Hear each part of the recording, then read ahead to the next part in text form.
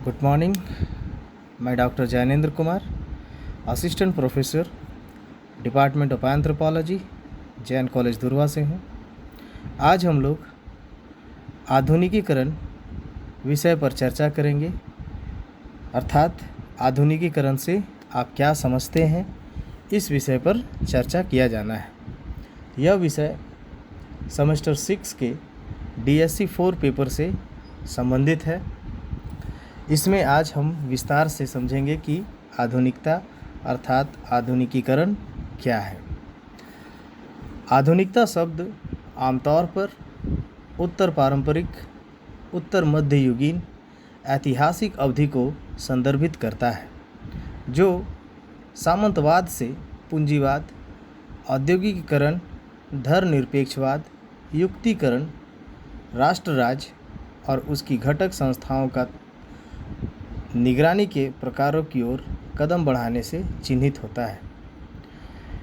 इसे बार्कर ने 2005 में इस पर अपना अध्ययन कार्य किया था।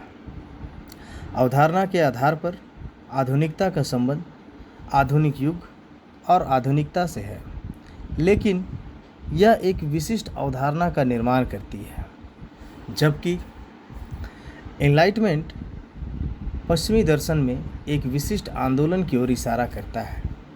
आधुनिकता केवल पूंजीवाद के उदय के साथ संबंधित सामाजिक जुड़ाव को संदर्भित करती है।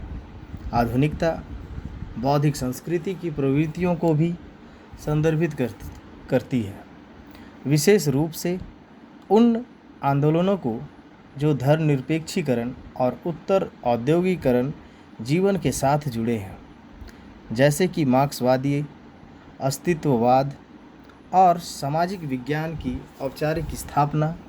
इस संदर्भ में आधुनिकता को 1436 से लेकर 1789 के सांस्कृतिक और बौद्धिक आंदोलन से जोड़ा गया है, जिसका विस्तार 1970 के दशक तक या उसके बाद तक हुआ।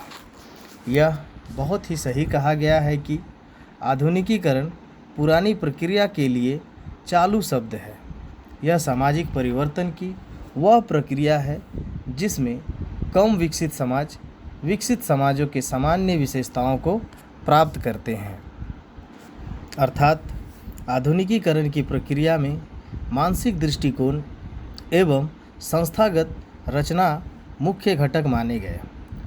जेम्स ओ कॉनेल ने आधुनिकीकरण की प्रक्रिया को सृजनात्मक विवेकशीलता के द्वारा संबोधित किया। आधुनिकीकरण की प्रक्रिया तब स्वयं बढ़ती है जब नव प्रवर्तन एवं व्यवस्था के संयोग के साथ मानसिक दृष्टिकोण एवं स्वयं विकसित होने लगे। कॉनेल ने आपस में संबंधित एवं अक्रिया करने वाले 3 पक्षों को ध्यान में रखा, जो आधुनिकीकरण की प्रक्रिया के मुख्य बिंदु हैं। जैसे पहला, ज्ञान की नियमित, क्रमिक व अन्वेषणपूर्ण जांच आधुनिकीकरण है। दूसरा, ऐसे उपकरण एवं तकनीक जो इसे बनाए रखने हेतु सहायक होते हैं।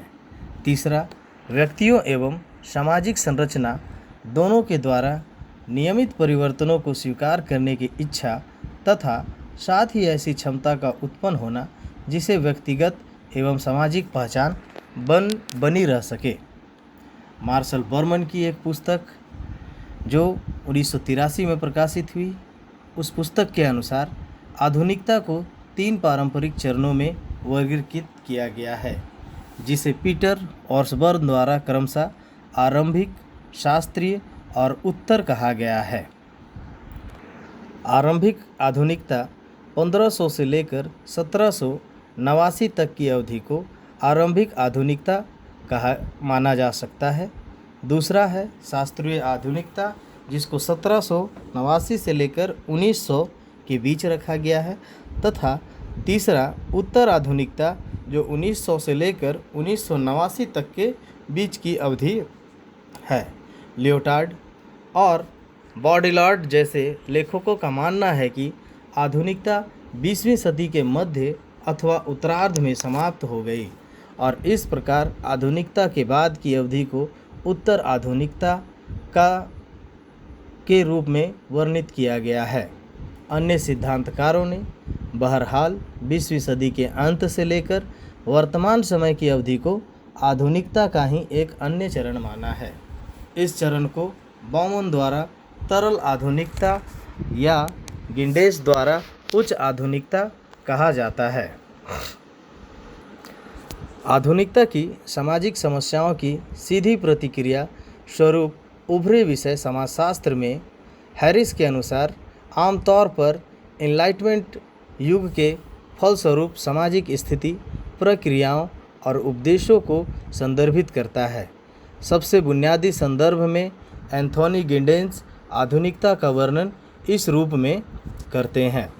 आधुनिकता का सामाजिक दृष्टि से अगर अध्ययन किया जाए तो यह स्पष्ट होता है कि आधुनिक समाज या आधुनिक सभ्यता के लिए एक आशुलिपि शब्द अधिक विस्तार में चित्रित किए जाने पर इसका संबंध विश्व के प्रति एक खास दृष्टिकोण से है। ऐसे विश्व का विचार रखना जो परिवर्तन के लिए तैयार है मानव हस्तक्षेप के द्वारा। दूसरी, आर्थिक संस्थानों विशेष रूप से औद्योगिक उत्पादन और एक बाजार अर्थव्यवस्था का परिसर है। तीसरा, राजनीतिक संस्थाओं की एक निश्चित श्रृंखला जिसमें शामिल है राष्ट्र राज्य और जन लोकतंत्र। मोटे तौर पर इन विशेषताओं के परिणाम के रूप में आधुनिक कृषि पूर्व सामाजिक व्यवस्था की तुलना में अधिक गतिशील है।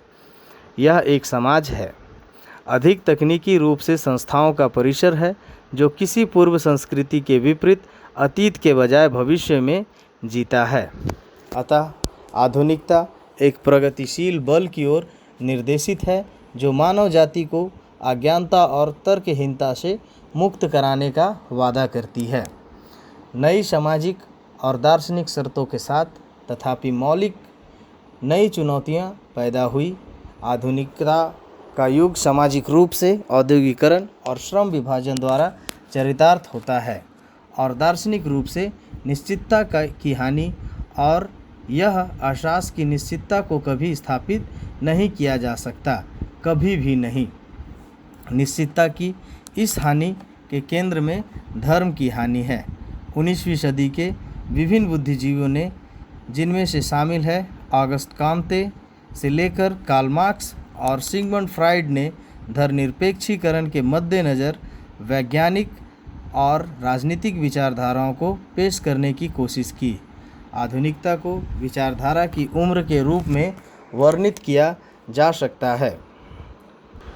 आधुनिकीकरण की प्रक्रिया के मुख्य पक्ष निम्नलिखित हैं। जैसे पहला, आधुनिकी की प्रक्रिया में सामाजिक परिवर्तनों की श्रृंखला प्रारंभ होती है। आधुनिक औद्योगिक समाज सार्वभौमिक विशिष्टता एवं उपलब्धि मापदंड से प्रभावित होता है। दूसरा, आधुनिकीकरण की प्रक्रिया में गतिशीलता का उच्च अंश पाया जाता है। यह सामान्यतः अन्य सामाजिक संरचनाओं से प्रभावित भी रहता है। तीसरा, ऐतिहासिक रूप से स्थापित संस्थाएं नियमित रूप से नए परिवर्तनों के अनुरूप अपने आप को बदलती है। ज्ञान के स्तर में शुद्धि होती है। मनुष्य अपने पर्यावरण पर अधिक नियंत्रण रख पाने में सामर्थ्य बनता है। अतः आधुनिकीकरण का सिद्धांत वितरणात्मक पक्षों को स्पष्ट रूप से रेखांकित नहीं करता, लेकिन एक सन्निहित समतावादी एवं सहभागिता की स्वाभाविक विशिष्टता की उपस्थिति को सूचना देता है। इसके परिणाम स्वरूप सामाजिक अंतरालों में कमी होती है। अधिक समानता की प्राप्ति के साथ वांछित लक्ष्यों की प्राप्ति भी संभव होती है। आधुनिकीकरण एवं विकास की प्रकृति मुख्य प्रक्रिया को रेखांकित करती है। जैसे पहला, आधुनिकीकरण एक क्रांतिकारी प्रक्रिया है। इसके अधीन तकनीकी व सांस्कृतिक दशाएं तेजी के साथ बदलती है। पशुचारक घुमक्कड़ प्रवृत्ति धीरे धीरे सुस्थापित कृषि का रूप ले लेती है।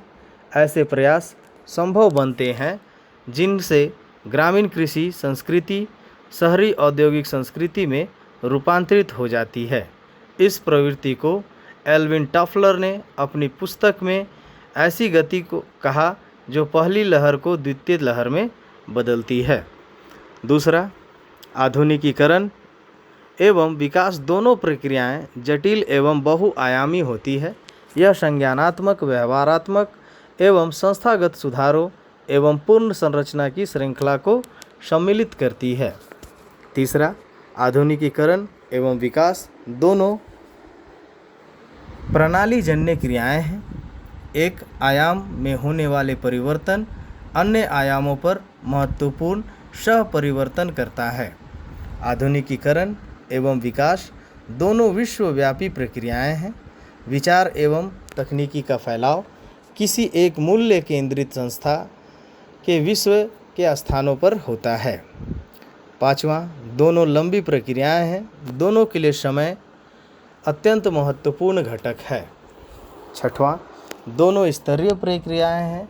ऐतिहासिक अवलोकन से स्पष्ट होता है कि आधुनिकीकरण एवं विकास के साक्ष्य निर्दिष्टीकृत स्तर पर एवं उप स्तर के अधीन होते हैं।